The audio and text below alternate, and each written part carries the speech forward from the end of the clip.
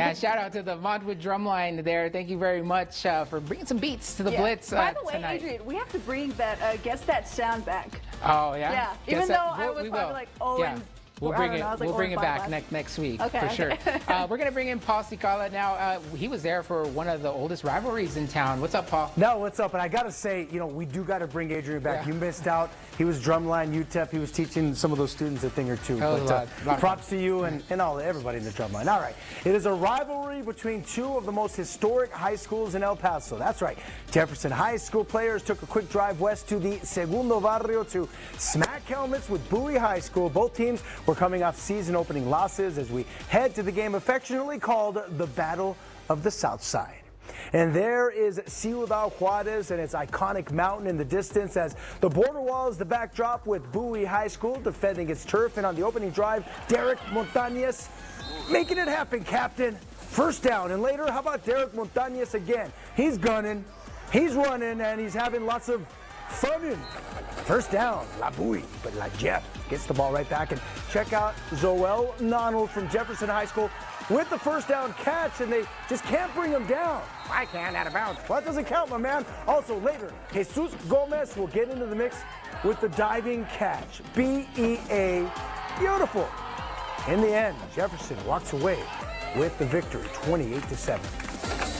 And just driving northwest of the Segundo Barrio, we headed to El Paso High School as the Tigers are hoping to halt Mountain View's momentum after season-opening victory against Santa Teresa in New Mexico. Meanwhile, El Paso High School was trying to notch its first victory of the season, but hey, they'd have to stop the Lobos' rising star, Jerry Gondara, at quarterback, who threw for over 300 yards last week. And gotta love the historic architecture at El Paso High School, nationally ranked as one of the most beautiful high school stadiums in the U.S. Let's pick things up with the Tigers leading 21-zip in Mountain View's Daniel Garcia and Diego Peinado are making some big hits and slow ball.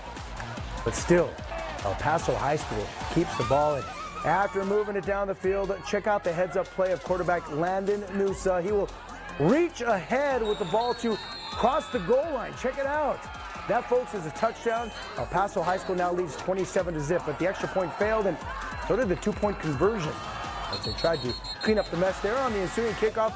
Mountain View's Ricardo Sainz with a decent run back, but hey, in the end, it'd be all El Paso High School, 37-14, as the student body continued to show their school spirit. Tigers win. So what a thrill tonight, getting the chance to shoot at two of the most historic of the historic schools in all of Texas, Bowie High School, and that's, of course, in the Segundo Barrio, and the granddaddy of them all, El Paso High School, just north of downtown, and it's historic of historic stadiums. Adrian and B, right back at you. How's your energy?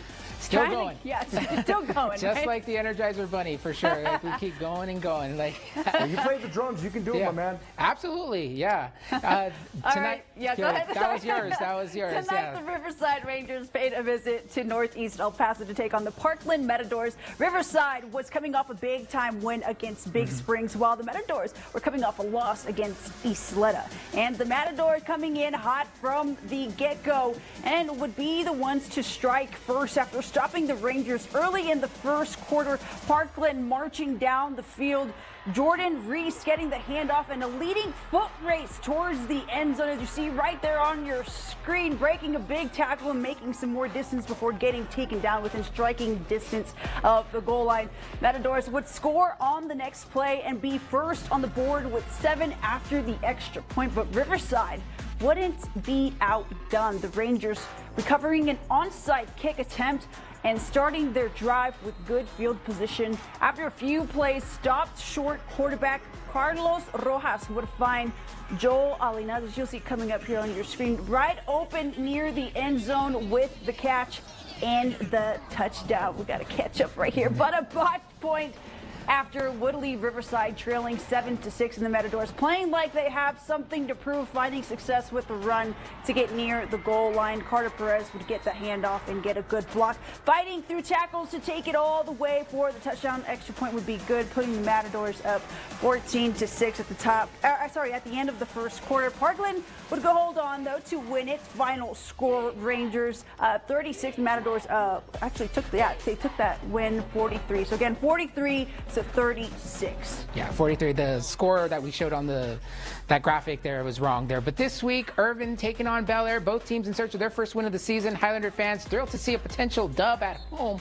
And Angel Dominguez starts off with multiple scrambles as he pushes through this play. Next is running back Eduardo Reyes, gives the Highlanders their first score of the game. But Irvin's quarterback Dallas Medina is going to answer with a run of his own, setting up this play right here. The pass to his receiver, Michael Salazar, to even up the score.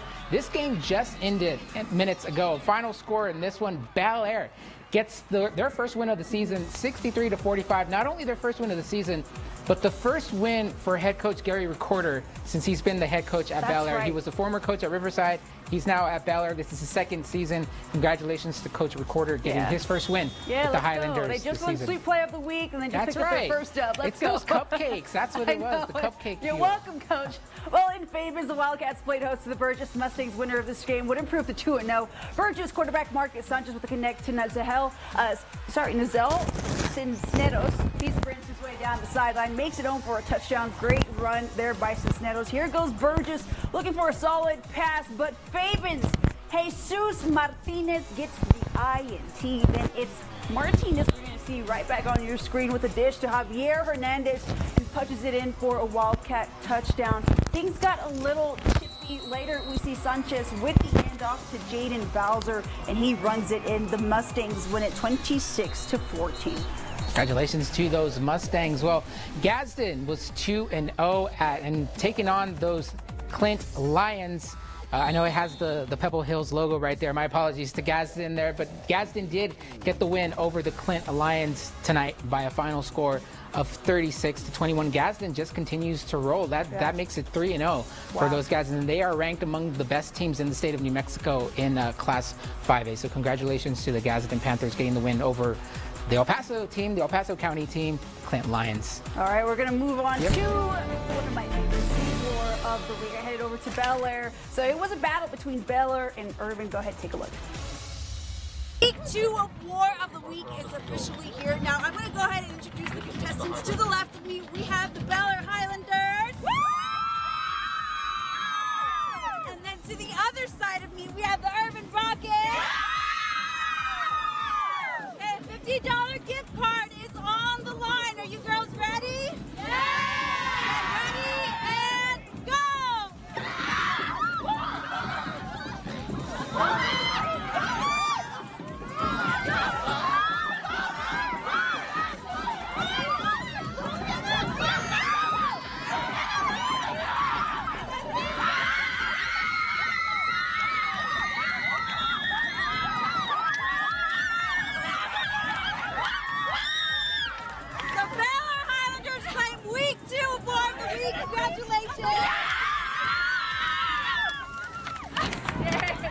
That was a good one. That was a good one. Yeah, it stayed there for a while before Irvin pulled it out. Yeah. Exactly. Well, we got plenty more to come. Zach's Dance Blitz is coming up right after the break. We'll also check in on the Cathedral Fighting Irish as they took on San Elizario tonight. Also, we'll head to Las Cruces, the Field of Dreams, where Mayfield took on Oregon Mountain. Also, Chapel, Santa Teresa, coming up after the break.